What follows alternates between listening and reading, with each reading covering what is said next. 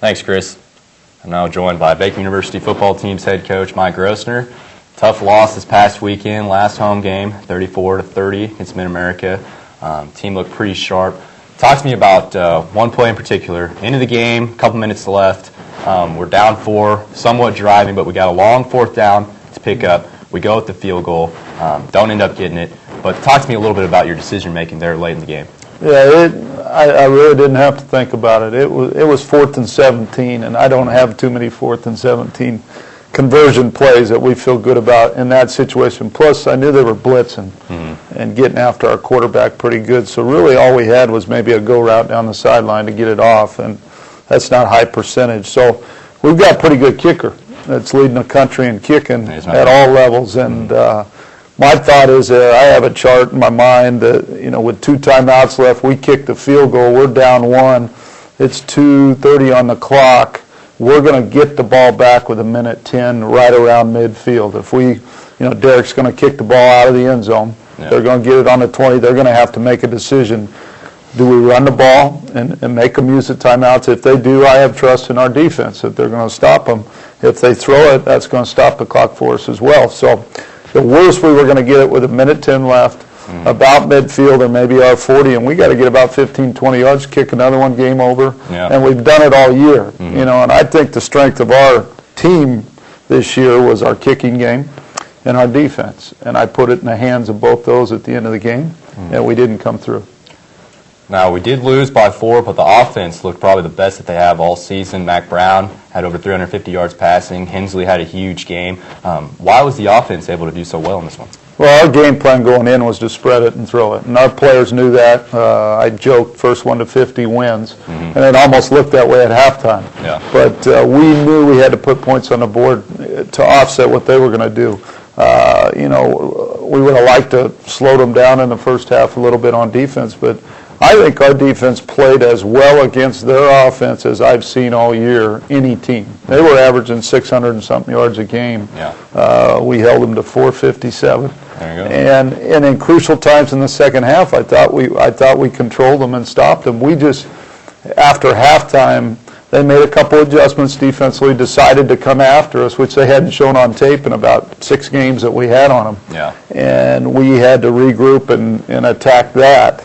And it took us a couple possessions that were key possessions. I told the offense going in, we can't leave anything on the field. We cannot punt very much, or we won't be in this football game. And that's how it came down. It came down to us with the ball with 6 minutes left. We had just given up the lead, and we drove it down the field, and we're in position to win the game, and we didn't make 2 plays. And that's going to happen with young football teams. If you look at our season, there's some games we pulled out, and we've lost a couple in the end, and that happens in the game of football. You coached from the booth in this one as opposed to being on the sideline. You did that a few times last year as well. What are some advantages and some disadvantages of being up in the booth? I think there's a lot of advantages for myself, selfishly. I get up there and get in a booth, and it's the way I grew up coaching football and play calling on Saturdays, and I'm able to see the game. It's a lot slower up there. I can get ahead in the play calling sequence where I'm planning on first down for third down. I'm going to set something up to get us a first down, and it helps the continuity in our offense. The disadvantage, and it's a tough disadvantage, is I'm not down there talking with the referees and getting us a call maybe from the first quarter to the third quarter. If we get where I think we got a bad call in the first quarter, I can keep talking to that ref, sure, and we're going to get that important call in the third quarter, and we lose that because the referees are looking for the head coach, and when I'm not down there, they're not worried about our assistants. That's just their nature, and we might lose some of that communication during the game. Also, I lose just that feel of the football team, and emotionally, where are we at? Is it time to go for a big play? Is it time to pull back? Those type of things. I'm in the booth just kind of looking down at body language. With the headsets, a couple times it did go out, and that was me running down to the field to get involved. But with the headsets, I can grab a kid right off the field, talk to him, and say what I want to, maybe more from up above than down below, because down below I'm involved in special teams, talking with the defense, many other things, and I can't find Mac Brown on the sideline or a receiver because they're always dispersed. Whereas up top, I can see him and say, give me Mac Brown, I want to talk to him. Boom, 2 seconds later, I'm talking to him. Give me James Hensley, I want to know something. So I think there's much more advantages being up top, and I will continue to do it if it allows us to win football games. Now, Micah Mason had a very strong performance. His last home game, we all know that he went to Baldwin High and then came here to play football, and he's had a great impact. He had 20 tackles and an interception against Mid-America. How nice was it for him to be able to go out on top like that? Yeah, it's always good on Senior Day. We call it Senior Day, their last home game for a senior to step up big in a big game, and he did. He was all over the field, and the big interception, we had, knew something based off their tendencies that they're going to throw a bubble screen. He stepped in front of it, which is a very difficult interception. He tipped it in the air, caught it, and almost ran it. Their quarterback got a hold of him, or else he would have probably had an 80-yard touchdown run. So, a lot of our seniors struggled. A lot of them had good days. And you hope that all 11 would just have the career day, and when that happens, you win. But we had a couple struggle, and we've got one more game for them to really remember. I remember 20 years ago was my senior. I aged myself pretty good there, but 20 years ago was my last senior game, and I can tell you to a T how it went. And they're going to remember this one coming up this week. Now the team is 5-5, 5-4 in conference play. At this point, given the strength of the Hack, it's not looking too good for us postseason-wise. But how has this season lived up to your expectations coming in? I think going in, of course, we want to go undefeated. But realistically, I kind of look at a season in a capsule, and I had us winning 8 to go to the playoffs.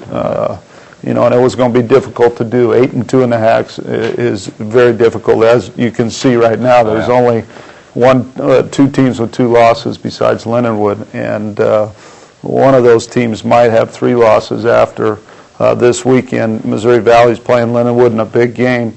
I think Missouri Valley's well deserving to go to the playoffs, but if they get beat by Lindenwood, they might get knocked out, and Mid-America goes if they continue and win this week 9-2. So 6-4 is a nice season. It's not what we expected and wanted, but it's a pretty good year and a Hack. We played those 6 teams, hopefully, that we beat, played them well and beat them, and then there's 4 teams right now that are in the top 25 in the country. The 4 teams we've lost to are still ranked in the top 25. So we got to look at it and say we're real close. I think we've caught the Gracelands and the Mid-Americas, and we'll always do battle. Now we've got to work to get to the Lindenwood and the Missouri Valley level, and then we're in the playoffs, and that's the goal of our football team. So, we're probably knocked out of postseason. Now, if we had won that game last week, 7-3, and a big game coming up between Lindenwood and Mid-America, who knows? We might have slipped in, but we didn't, and